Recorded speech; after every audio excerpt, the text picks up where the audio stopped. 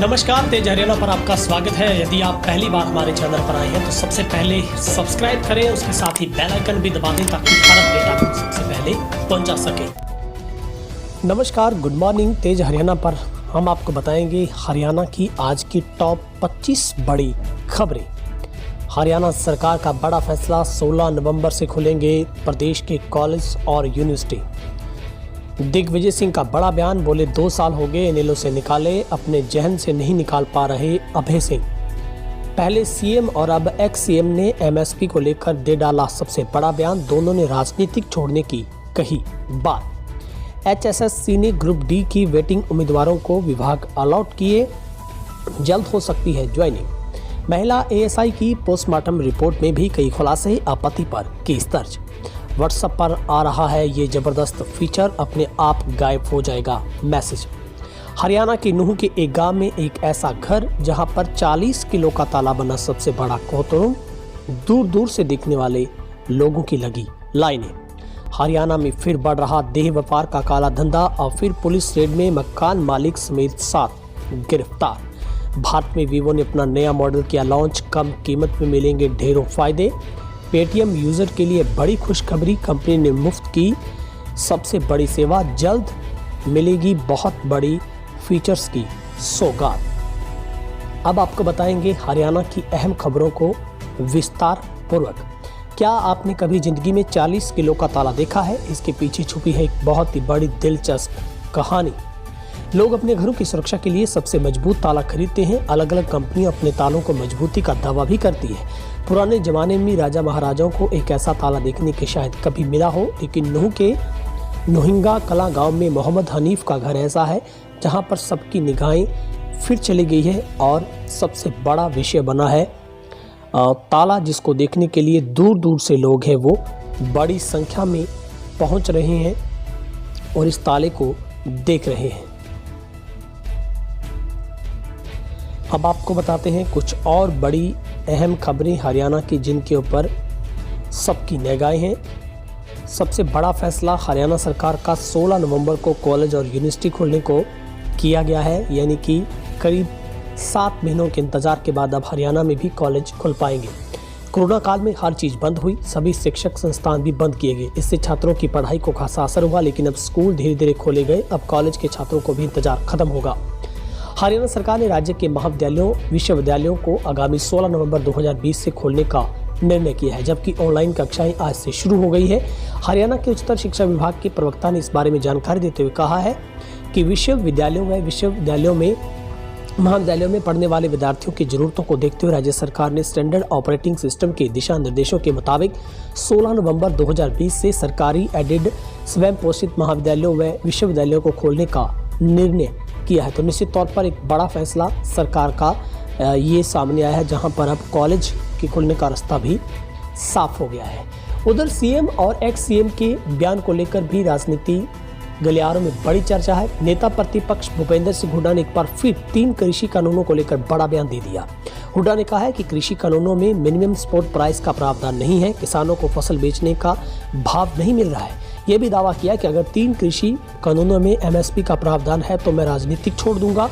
वहीं बड़ौदा उपचुनाव में सरकार का प्रलोभन देकर मतदाताओं को प्रभावित करने के गंभीर आरोप उन्होंने लगाए हैं। तो ये फिर से आरोप प्रत्यारोप की जो एक बातचीत है वो सामने आई है।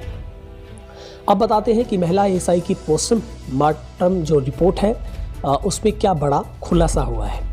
और रोहतक सदर थाने में तैनात महिला एएसआई पपीता देवी की मौत मामले में बड़ा खुलासा हुआ है। इस मामले में पुलिस ने पति के खिलाफ हत्या का केस दर्ज किया है और पोस्टमार्टम रिपोर्ट में खुलासा हुआ है कि शरीर पर चोट के निशान थे, लीवर भी फटा हुआ था। मायके पक्ष के लोगों ने हत्या की आशंका जताई थी। जानकारी के मुताबिक भिवानी के बडसेरा गांव में निवासी देवी हरियाणा पुलिस में एएसआई के पद पर कार्यरत थी। उनकी पोस्टिंग रोहतक सदर थाने में थी, लेकिन 23 अक्टूबर को संदिग्ध हालात में उसकी मौत हो गई थी। इस मामले में अब पुलिस गहनता से जांच में जुटी है। आखिर हरियाणा में क्यों बढ़ रहा है देह व्यापार का धंधा? आपको ये भी खबर बताते हैं, जिसमें पुलिस ने 7 लोगों को गिरफ्तार भी कर लिया। फरीदाबाद के बल्लभगढ़ में नवल कॉलोनी स्थित एक मकान से पुलिस ने देह व्यापार के धंधे का भंडाफोड़ किया है। पुलिस को गुप्त सूचना मिली थी कि जिसके आधार पर छापा मारकर 3 महिलाओं सहित 7 लोगों को गिरफ्तार किया है। इस मामले में जब पुलिस ने आसपास के लोगों से पूछताछ की तो उन्होंने कहा कि इस मकान में कोई पड़ोसी नहीं जाता था। घर में रहने वाले आसपास के लोग ज्यादा मेलजोल भी नहीं रखते थे। केवल ये देखने को मिलता था कि रोजाना बाहर लोग बड़ी संख्या में यहाँ पर पहुंचते थे। पुलिस ने कार्रवाई की। पकड़ी गई एक युवती की उम्र 22 साल है, जबकि 2 महिलाओं की उम्र 32 साल से ज्यादा है। मौके से 4 युवकों को भी गिरफ्तार कर लिया गया। शुरुआती जांच में मालूम हुआ है कि ज्यादातर ग्राहक एक दूसरे की जानकारी से ही आते थे। फिलहाल इस पूरे मामले में अब पुलिस गहनता से जांच कर रही है। भारत में वीवो ने अपना नया मॉडल लॉन्च किया है। उसके अंदर किस तरीके की खासियत रहने वाली है, ये मोबाइल फ़ोन की जो खासियत है वो आपको बताते हैं। दिवाली से पहले भारत में वीवो ने अपना नया smartphone Vivo V20 SE launch कर दिया है।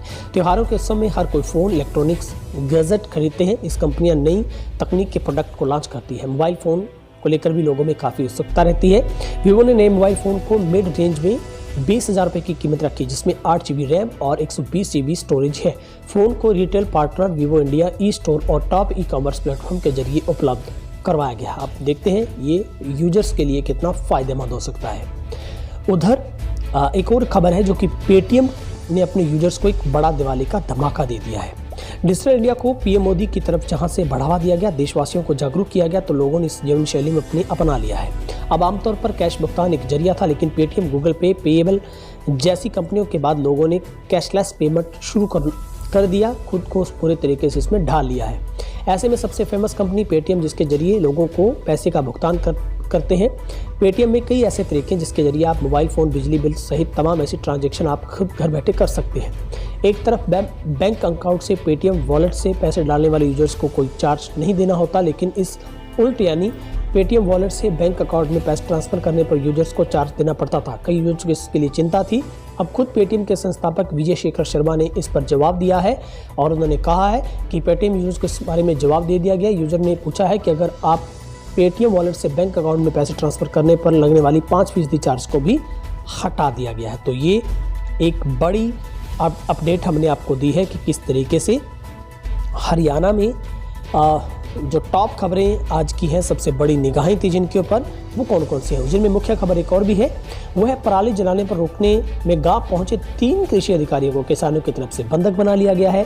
साथ ही नीतिका मर्डर में पुलिस ने मृतका के भाई को सेल्फ डिफेंस के लिए आर्म्स जो एक्ट है के तहत जो लाइसेंस है वो भी इश्यू कर दिया है। तो ये भी एक बड़ी खबर है जहाँ पर हम आपको बता रहे हैं कि किस तरीके से नीतिका मर्डर मामले में जो पुलिस की तरफ से उसके भाई को भी आर्म्स एक्ट का जो ज़रूरत थी उसे वहाँ पर उसे लाइसेंस जो डिफेंस के लिए दिया है।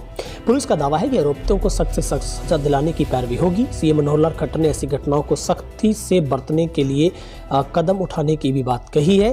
फरीदाबाद के बल्लभगढ़ में सरेआम हुई छात्रा की हत्या के बाद पुलिस ने मृतका नीतिका तोमर के परिवार को सुरक्षा को लेकर बेहद गंभीर नजर आ रही है। इसी कड़ी में पुलिस ने मृतका के भाई को सेल्फ डिफेंस के लिए आर्म लाइसेंस भी दे दिया है।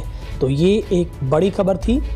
उधर किसानों को पराली जलाने से रोकना अधिकारियों को महंगा पड़ रहा है। समझाने बुझाने के बावजूद भी किसान इस शर्तों को नहीं मान रहे हैं। जहां पर करीब 4 घंटों तक बंधक बनाए गए कृषि विभाग के अधिकारियों को छोड़ा और दोबारा पराली जलाने के मुद्दे पर गांव आकर किसानों को परेशान नहीं करने की चेतावनी भी दी गई है।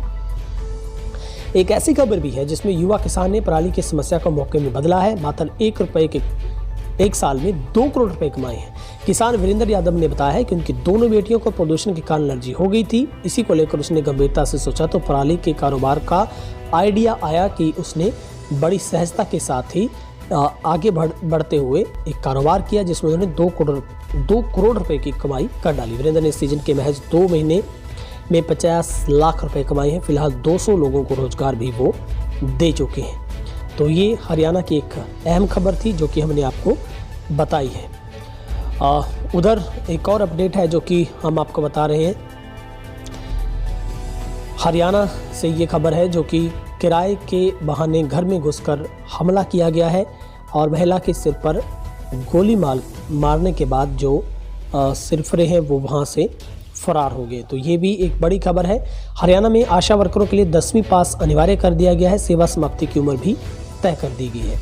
नीति का मर्डर मामले में सीएम खट्टर ने बड़ा बयान दिया है। उन्होंने कहा है कि लव जिहाद पर कानून बनाने की सोच में सरकार है और जल्द बन सकती है। उधर नीति का मर्डर केस में वल्लभगढ़ में हुई महापंचायत में बवाल, पुलिस ने लाठीचार्ज करने के बाद पूरी हालातों को कंट्रोल में किया है। फिलहाल आज की अहम बड़ी अपडेट्स में हरियाणा की टॉप 25 खबरों में इतना ही। आप रोजाना हम आपको बताएंगे हरियाणा की फटाफट अंदाज में 25 खबरें, ताकि आपको किसी और प्लेटफॉर्म पर ज़्यादा मशक्क़त ना करनी पड़े। अगर आप पहली बार नए आए हैं तो यूट्यूब पर तेज रहना को सबसे पहले सब्सक्राइब कर लें, बेल आइकन दबा दें ताकि हर अपडेट सबसे पहले आप तक पहुंच सके।